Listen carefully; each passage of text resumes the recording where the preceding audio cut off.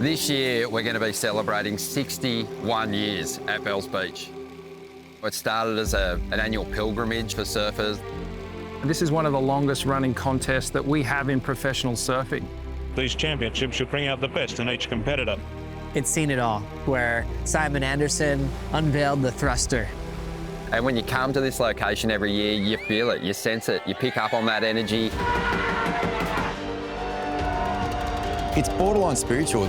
Wow. State of Victoria erupts. It's about the whole feel of the whole week. It's magic, there's nothing like it. Another factor here that makes this event so special is the trophy.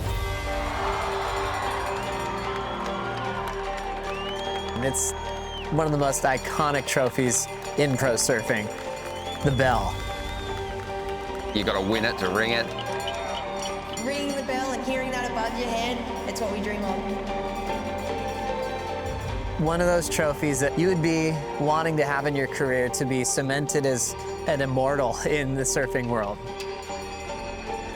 You look at the names on those trophies, it's the greats of our sport. To be in the final, going for a bell, I'm just stoked. If you get a win here at Bells, you're etched into the history books forever. This event is a freaking nightmare for some people. We've got the cut looming. There's only 2 events left to save yourself if you're dwindling below the cut line. With that comes a whole lot of pressure. The cut dials everything up to 1,000. Keep trying. Keep trying. You're literally looking at making or breaking your entire world by that cut. It's do or die situation. It's one of the most challenging events that they're going to surf. This is WSL's Inside Pro Surfing, the Rip Curl Pro Bells Beach.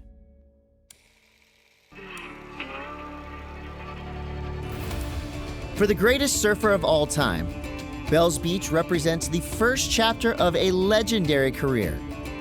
Bells is my first event I ever surfed on tour as a rookie, 1992. It's just a special place, a lot of history. Shane Dorian probably had the greatest quote of all time, no kook's ever won Bells. Kelly's got a really special relationship here at Bells, you know, from his early years. I got 3 in about 5 years, so that's not too bad on the run. So I don't know, maybe I figured this place out somehow. And I think he changed the perception of what you can do on this wave. Really bringing that progressive element into the heats, and that changed everything. Everyone went, wow, that's how you can surf this place. 52 years of age, 4 Bells wins. I just think if there is good conditions at the Rip Curl Pro Bells Beach in 2024, you just can't write him off. Slater's legacy is set in stone. However, he's embraced a new mindset for the final chapter of his career.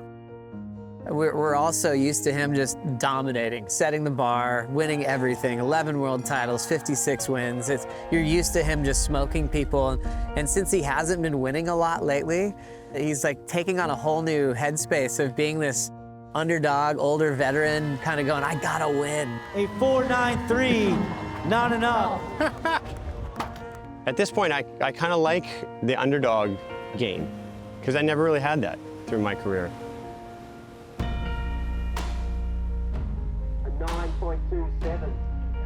You really have to be present in this moment of his career. It could happen at any moment where Kelly could decide to walk away, and that would be the greatest of all time moving on. The experience of going surfing is really what drives me, and competition's been my platform for so long. I don't really know much else. When I step away from full-time competition, I won't be at a loss. For me, it's a celebration. It's pretty crazy when you look at a heat draw and you look at John Florence, you look at Seth Moniz, and then Kelly's coming in to play in the opening round at Bells. And Seth Moniz coming to life here on a good-sized wave. And a nice little layback jam to finish. Right behind him, we've got Kelly Slater up. He'll drop into the bowl now and see what kind of work he can get done. Oh, and rips one under the lip. And Slater, he's just dropped his best number on this one. Out the back, John gets the beautiful carve off the opening manoeuvre there. Wow, this is just such epic surfing. And that's going to put pressure on both Seth and Kelly at this point. 2 minutes remaining. Taking off, Caity Slater. He's going to roll the dice on this one. And he needs a 5.28 to get himself into the lead. With a big finish, could certainly turn in the number he needs to get to the #1 position. And he looks more alive on this ride. Watching big sheets of spray fly off his rails, that's the Slater I like to watch. And Kelly's going to drop a good score. Kelly, last of one, 6.1. Counting it down. His first big heat win of the year. It's pretty special, you know. This is a huge thing for his confidence. Oh, how slow was that? I think that's I was like, oh no, the Bells curse happens again. He's a phenom. He's an alien. He's not normal, that's for sure. Do you have anything special happening here in 2024 at Bells? Yeah. No, I'm just, hopefully a win. That would be pretty special. Looking for my 5th win. Let's go. I love you. As the opening round continues, rankings leader Griffin Colapinto lights up the bowl. World #1 Griffin Colapinto flexes that yellow jersey into the round of 32. Yeah, Bongo. Yeah, boys. Good job, Bongo. And here comes Gabriel Medina. Now we've seen Gabriel start to unlock the secret of Bells on his backhand. His opening round heat was magical. He just took to Bells. You know, he was surfing those big 6 to 8 foot walls like it was 3 feet. He was just toying with it. Very impressive. Wow. And South African powerhouse Jordy Smith was the standout performer as the opening round ended. Jordy's just got this weapon, you know, that power carve. Oh, talk about commitment. That's pure rail commitment. And you could see he was comfortable and he was excited. And those type of conditions is when Jordy is a real threat. Yeah, just in love with competing, traveling. I feel really good. I've had, 2 good results. Yeah, bro, sun's out, guns out. Kelly coming into his 95th heat here at Bells. Ripe old age is still doing punts. It's pretty crazy. Kelly, you are chasing a 6.18. Spicy goat. He's been in this position so many times. Wow. Let's see if he can do another buzzer beater. Coming up next, Tyler Wright takes on wildcard Ellie Harrison. Ellie Harrison creating some noise, making it into the round of 16. She's got the backing of the local crowd and a family down here. Against a 2-time world champ, Tyler Wright throwing down that real cool connected carve into the pocket off the bottom and jamming it shut.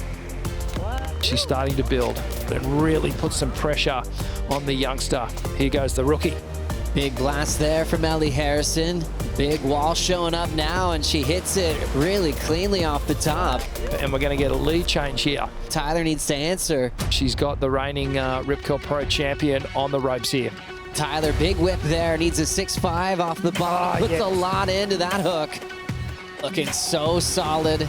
The one thing it didn't have, Joe, was the bigger finish. Tyler's left the door ajar.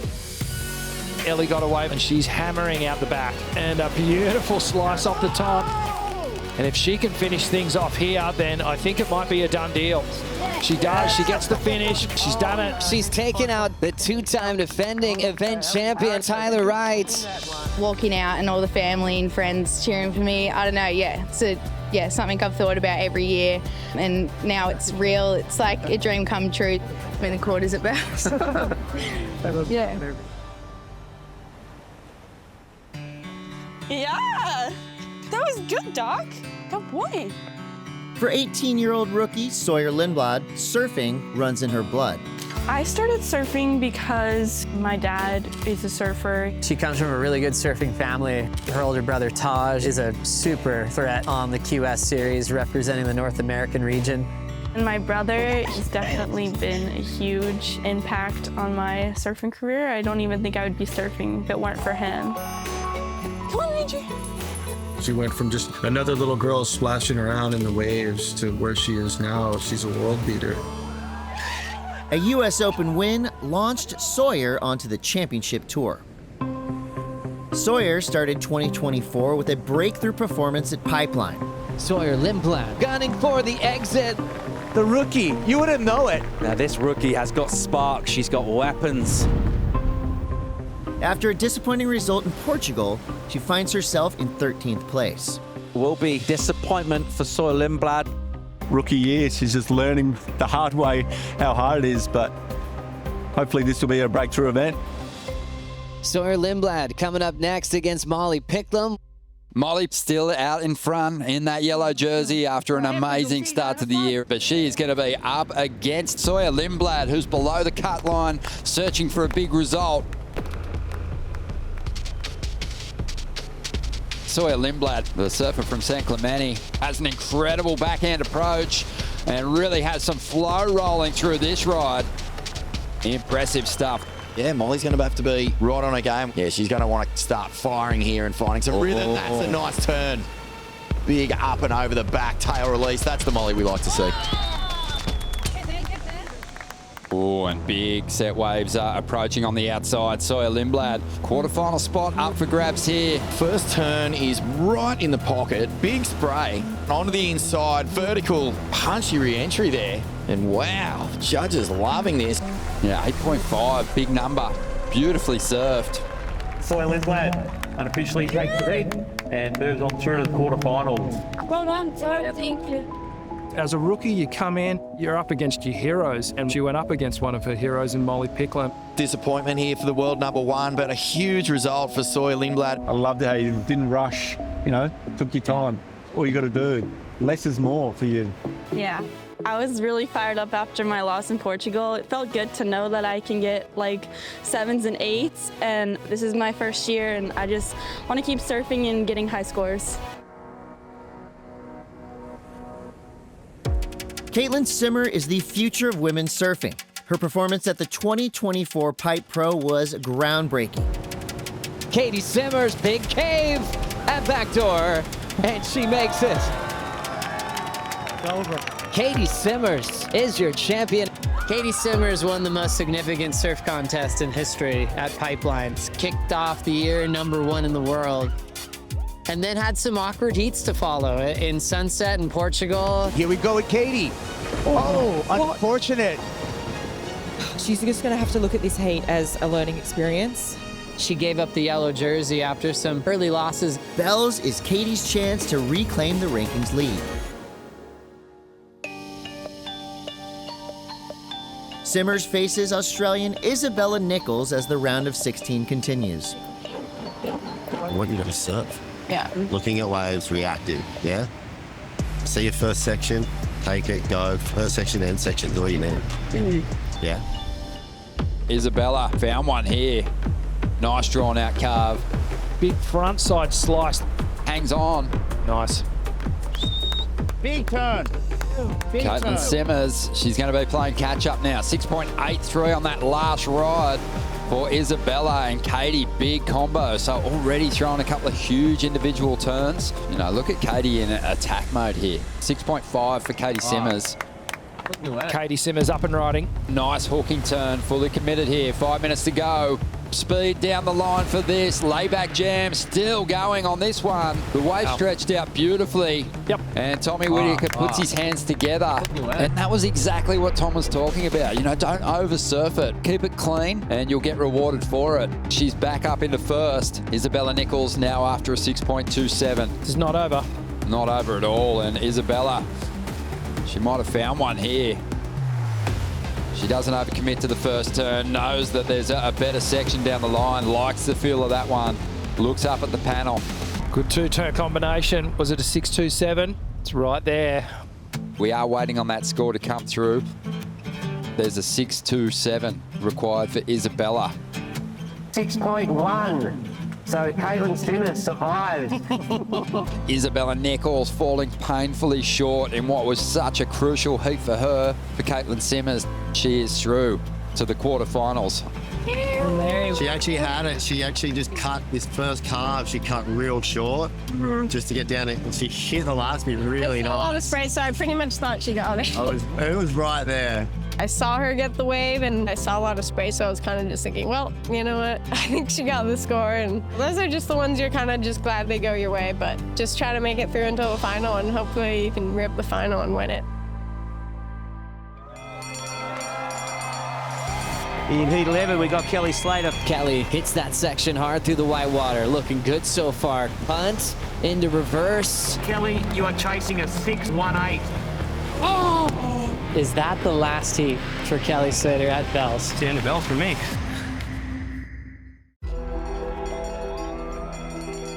In heat 11, we got Kelly Slater. First served here at Bells in the early 90s and has won this event a number of times. For Kelly Slater, his 27th appearance at Bells could be his last. There's a sentimental value for Kelly coming into his 95th heat here at Bells. In the round of 32, Slater takes on Hawaiian Baron Mamiya. Kelly hits that section hard through the white water. Looking good so far. Quick tag in transition. Punt into reverse. Ripe old age, he's still doing punts. It's pretty crazy. Baron Mamiya. Nice, healthy looking top turn arc. Kelly, you are chasing a 6.18. Spicy goat. Wow. Oh, not at this level. That was sick. Last of blue was a 5.2. Just a little bit out of reach for Kelly. And the greatest of all time eliminated. It's the end of Bells for me. There's been some tough moments down here. There's been some great moments down here. Some really special ones. To win the bell and have a bell at your house is a really nice thing. And I was fortunate to win 4 of those. To join that list of names, a lot of my friends, a lot of my heroes. It's been a real pleasure to be a part of. Thank you so much. Yeah, it's been fun. This is likely my last one. If I don't win at Margaret's, this will be my last bell. So I appreciate it. Thanks, buddy. You're starting to wonder, is that the last heat for Caity Slater at Bells? Is that it? Will he be here next year? Will he ever come here again to compete? It looks really, really challenging for him to survive the midseason cut this year. Sorry I didn't pull it off. Not here. We're fine. In the round of 32, Griffin was all smiles watching his little brother win. You ready for your little bro? Knowing they'd have a chance to duke it out in the next round. Sick too, my parents are here. Oh yeah, they've been talking about it ever since he qualified. That's always just been Crosby's biggest thing. I want to surf against Griffin. So it's a full dream heat right now. He's really excited. He just did it. Obviously, Cros looks up to Griff and idolises him and wants to be him, but deep down they love battling each other. Whenever we surf together and kind of getting competitive with each other, it always brings the best out of both of us, and you can feel the fire just building. I already know Crosby's going to want the inside. The first head-to-head heat at the championship tour level for Griffin and Crosby Colapinto. Look down. He's on. Straight into it. Yep. It's Griff who makes the first move.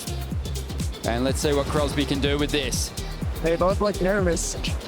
And a big turn here. Big brother's starting to throw some serious punches. It's Crosby now, loads up. Couldn't really get the pop. Griffin Colapinto moves on through the quarterfinals. Well, that does. It's not all butterflies, rainbows every time. Yeah. So it's pretty rad that Crosby and I ended up matching up. I think we just hyped it up too hard. I hope we can get some more, because that one kind of left a weird taste in my mouth. 23-year-old Cole Houshmand hails from San Clemente, California. This rookie's path to professional surfing was anything but typical. None of my family surfed. My dad would just do beach days with his buddies. They kind of just started pushing me into waves, like not really know what was going on or like what surfing was. My dad was the first one to really just start pushing me into waves at Doheny and Dana Point. I would say like one of the first adversities we had to face as a family and for Cole is like having a dad have no idea what we were doing with surfing.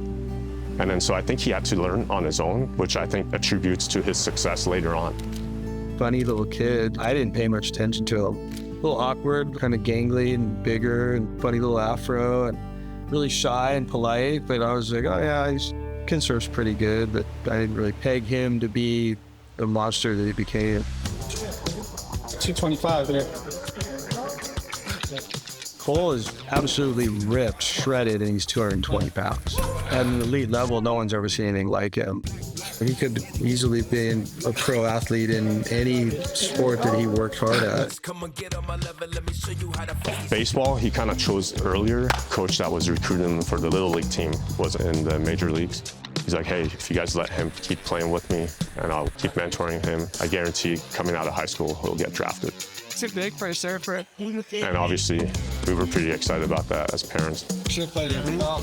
That same season, Cole told us he doesn't want to play baseball anymore. I really want to do surfing. Cole Houshmand flicks the tail, and he's going to ride out of this. The young American goes back to back on the Challenger Series. The boys are lifting him up San Clemente in the house.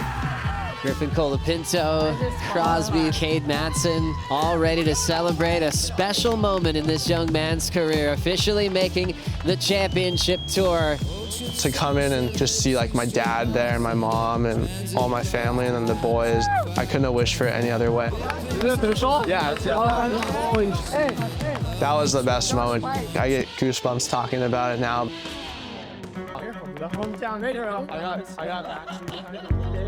We've been surfing together our whole life.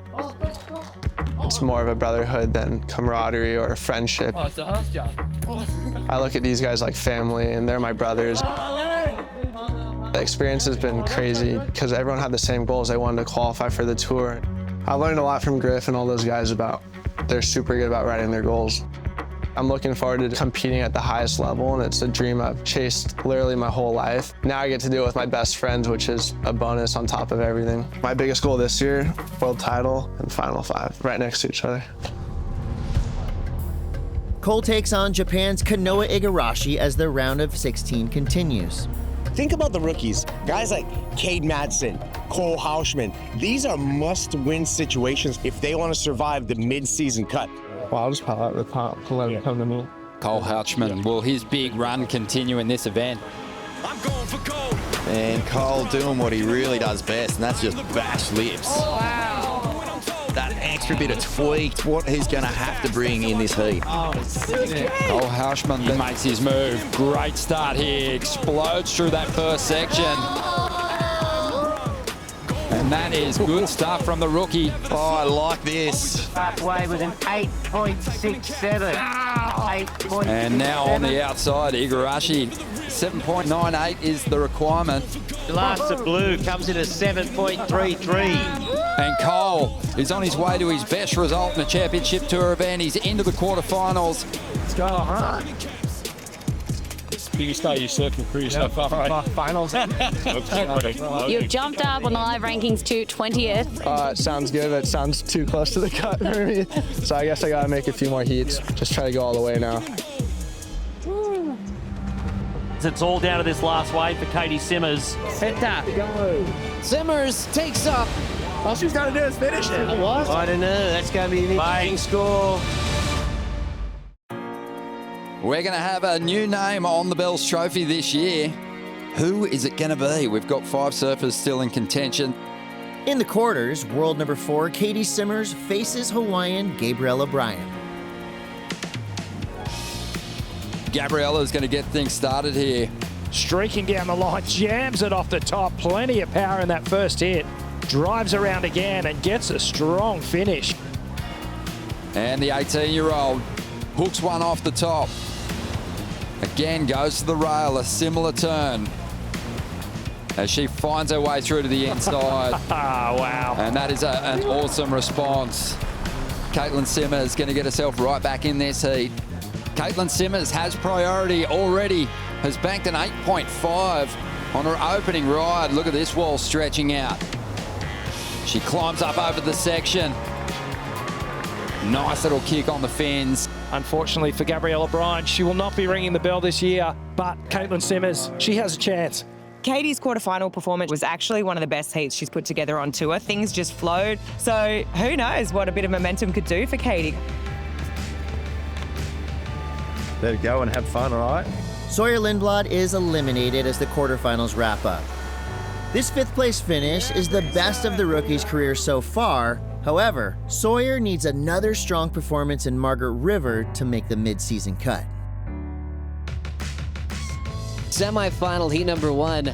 Joanne DeFay taking on Brisa Hennessy. What do you think? Or just the Oh, it's actually a little deeper than It'll be clean way. in the stairs. Okay. Joanne has sort of come out of nowhere. I mean, the beginning of the season, Hawaii, it was all about the youth movement. It was about the Caity Simmers. It was about the Molly Picklums, the Betty Lou, Sakura Johnson. And all of a sudden, she went to Portugal. She put her head down. She got a win. And she's running with that momentum here.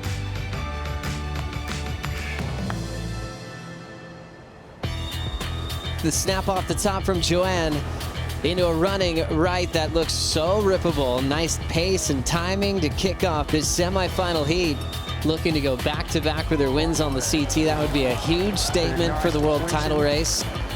Getting the roll in with the Whitewater, the Costa Rican. Solid bottom turn, really attacking on that first hook on the open face. You could see just how much of that board was on rail. DeFay, nice rhythm into the wrapping cutback. Whitewater showing up, layback blowdown to mix it up, and she gets it. Joanne DeFay has just made it into her first ever final. In semifinal 2, 2023 world champion Caroline Marks takes on California's Caity Simmers. You don't want to waste a set. Right? There's 2 or 3 in it. If a big set's coming, don't just go get wide and make sure she's a bit deep. And you get one of the next couple at least, yeah. Caroline Marks, pretty scary how easily, at least she makes it look, to get scores. The reigning world champ, Caroline Marks, who's up now on her first wave of semifinal number 2. Looking nice and solid. Caity Simmers up now, tracking down the line. Speed turn through the Whitewater section out in front. Beautiful hack there. Rolling in, it's Caity Simmers. A lot of speed already. Throws down a cutback to kick things off. Flying into that oncoming section, drills it. Tommy Witz loves it. Patience paying off. Cool little end section turn to stay on her feet. Let's go. Tommy Witz celebrates. High five to Gabe Garcia. Perfect. Gotta get more. Yeah. American surfer Caity Simmers is a rising star with her unconventional approach to competitive surfing. Caity's approach to surfing and competitive surfing in general and life is very nonchalant, and it's very different to anything else that we've seen on the women's tour for a long time. And I think it's her strength. Because Caity's just such a relaxed human being in her nature. She's really fun to talk to because she doesn't give you these canned answers that you could be used to from great sports heroes. Is it sinking in yet what you've been able to achieve? No. I don't know. I kind of forgot the question, but to be continued. Go, Caity. Thanks, Laura. My only question mark with Caity is when she needs to go to work, if she's able to put that hat on and, you know, grind out those heats when she needs to, because she's one that surfs with instinct. And sometimes if things aren't quite flowing, the wheels can fall off. So getting into the women's final, Joanne DeFay has been on a tear. She's moved up to number 1 in the world throughout this event. So now whoever wins the final gets the yellow jersey into Margaret River. DeFay now, nice clean top turn wrap. Places it in the pocket, starting to go flat on the open face. And now she's got a little inside racetrack to belt off the lip. She stays on her feet. Caity Simmers, big section, snaps her way through it into a fun-looking part of the wave. Carves through that crease, and now it's opening up even further. And now anticipates the oncoming section, rips her way through it. So now decision time for Joanne DeFay. She's got to protect this set and pick the best wave to make sure the phenom from California doesn't get the chance. Stepping into this one is DeFay. It's gonna shut down in front of her. Oh, wow. That leaves Caity with 20 seconds. You're kidding me. And Simmers trying to put herself in a position. 15 seconds left in the final. Simmers takes off, needing a 5.5. Caity goes off the top, big first turn. 5 seconds on the clock. This will be the last wave of the final. Oh my gosh. Oh my gosh. Has a section to work with, hits it off the top and rides away. She turns the final a 6.67 and steals the bell off of Joanne DeFay. Getting the full stare smear. Make a sweat. What a rain. Caity Simmers, your champion and now world #1.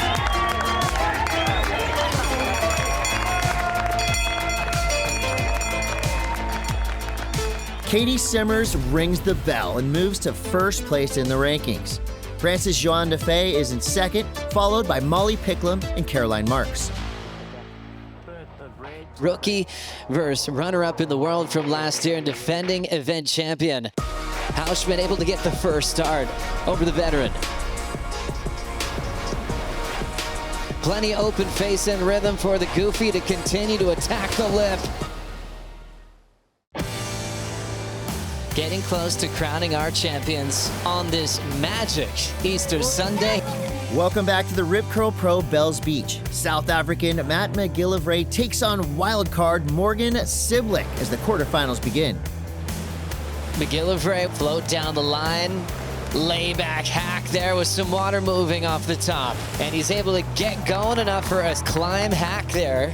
Here comes McGillivray looking for a late hunt off that section. He still gets it. Look how far forward his feet are on the board there. This will be the third career semifinal appearance for Matthew McGillivray. Superstar rookie Cole Houshmand is the reigning Challenger Series champion. It vaulted the 22-year-old into surfing's biggest spotlight. However, this season, the heat winds have not come easy.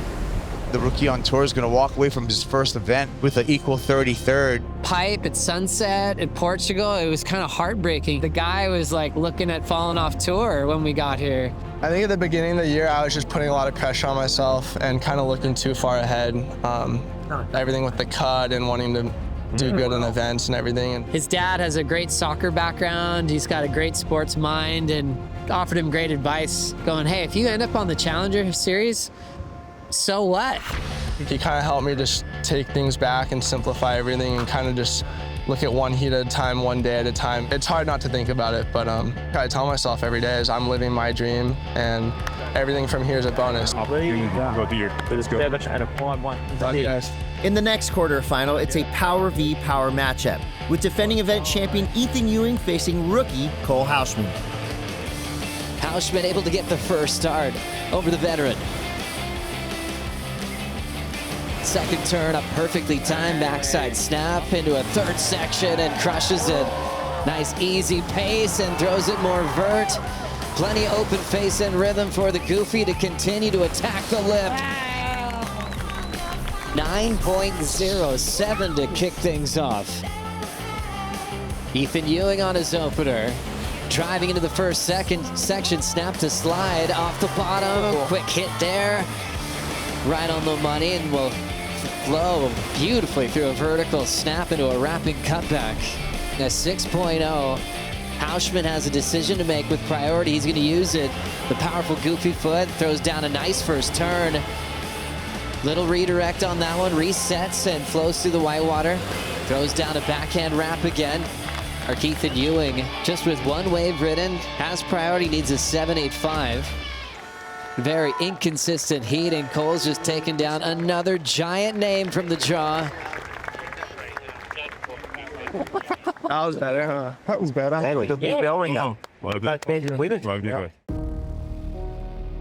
Fellow Americans Griffin Colapinto and Jake Marshall face off in the next quarterfinal. I know that I'm super capable of getting proud, getting off for the good lady delivering. You're all in for the, Exactly.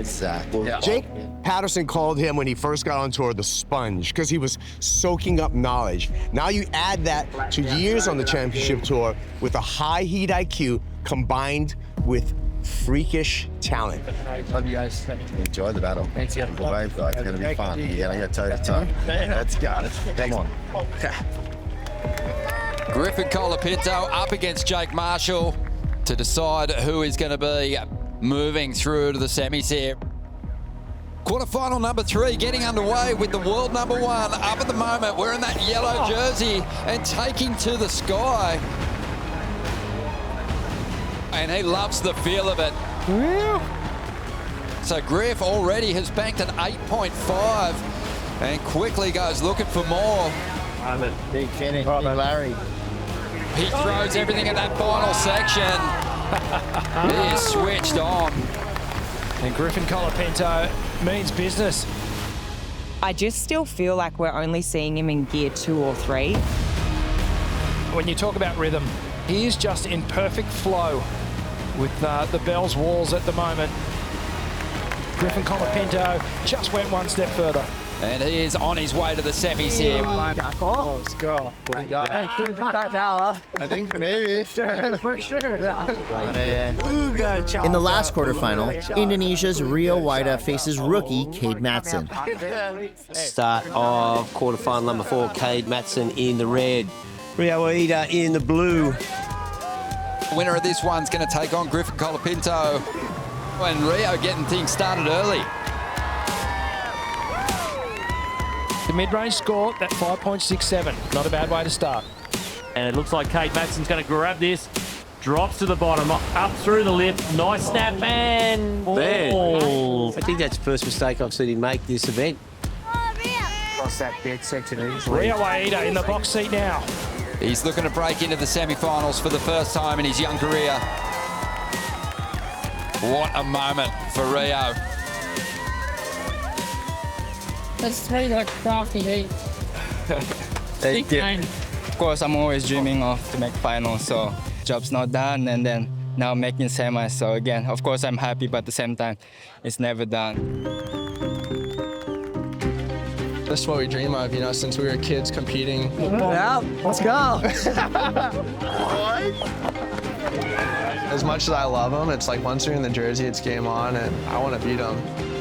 Kicks the tail and reverses it. Throws it off the top again and shuts it down. It's all going to come down to this final score. Welcome back to the Rip Curl Pro Bells Beach.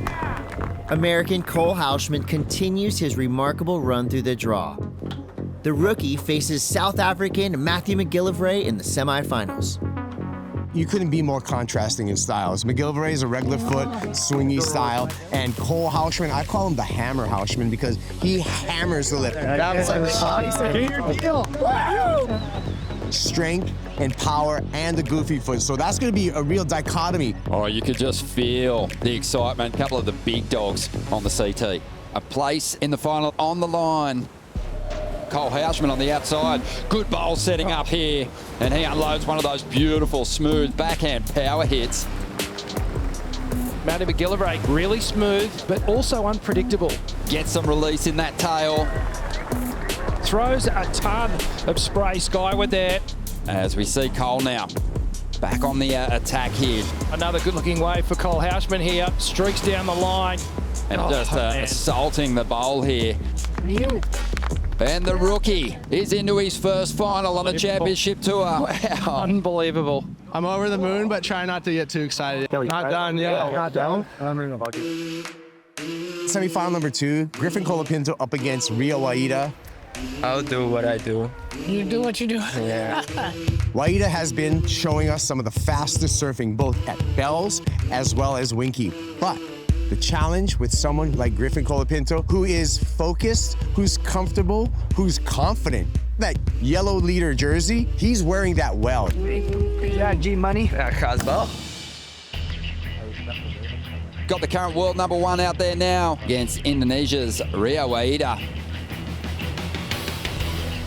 Rio's started this one, unloading some venom on the outside. Looks over his shoulder, re-engages with the ride that he's on. Cutting back now, just flowing nicely through to this inside.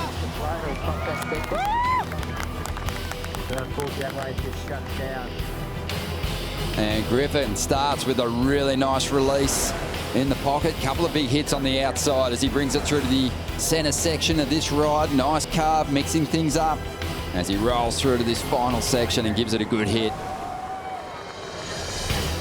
Oh, he's going to somehow hang on for a finish here.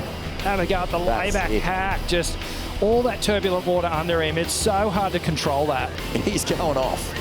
Wouldn't mind seeing Rio just get back into the heat. He was looking really sharp on his opening ride. Rio's right up against it. Needs a 9.9 at the moment. There's a great swoop. Come on. Really tight pivot as he takes a hind line and builds speed for these final sections. Rips into it, swings that tail around. Great variety from the Indonesian. And Griffin, really clean carve to get started. Up into the pocket, flowing beautifully here. Drifts that tail, climbs up over the final section. Another solid ride. You're looking at, well, the #1 rated surfer just on a heater. Griffin Colapinto, an incredible performance, was the winner and moves through to the final. It's a cool opportunity. I'm just super grateful for this opportunity and the fact that Cole is going to be in the final with me. And we've grown up like a couple streets away from each other our whole life. And, you know, I don't know, it's pretty cool. Really nice. Good reads, dude. Really good reads. What's up, Mom? Welcome to the final. What a great battle. All San Clemente for a first shot for both these guys to ring the bell. We were best friends since I started surfing. Probably the biggest mentor to me. He's really like taking the time to pass on his knowledge, really trying to bring us up with him. Well, I was like that with my brother since I was super young. I think it's way more fun to be able to like share experiences with people than just like being at the top by yourself. As much as I love him, it's like once you're in the jersey, it's game on, and I want to beat him. Yeah, let's go. Big bell, little bell. Griff is already getting things started. Nice searing top turn. Perfect execution there. Arcing into the pocket is the rookie on tour. Looking for a final section to work with. Big vertical, creating some space. Throws it off the top again and shuts it down. Griff Colapinto up in the lead, kicks the tail and reverses it. Cole Houshmand going for a board change. They're broken board. This right raise. Griffin turning the heat with that reverse. So momentum is shifting into Griffin's favor right now. Having a look, Cole's going to grab this straight up at the lip. He takes the lead back. Minute 10 on the clock. Colapinto needs a 6.58. Come on, buddy. And now winding up to close it out and celebrates. Standing by for the numbers. Last of yellow, a 5.87. Not enough. Cole Houshmand is the champion of the Rip Curl Pro Bells Beach.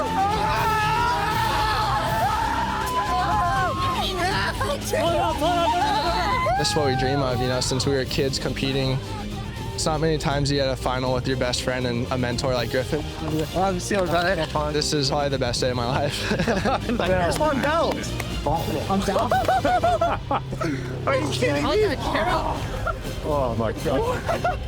Non-spiker. What? Oh, yeah. Your champion of the Rip Curl Pro Bells Beach, Cole Houshmand. Cole Houshmand came into the event at Bells 26th in the world.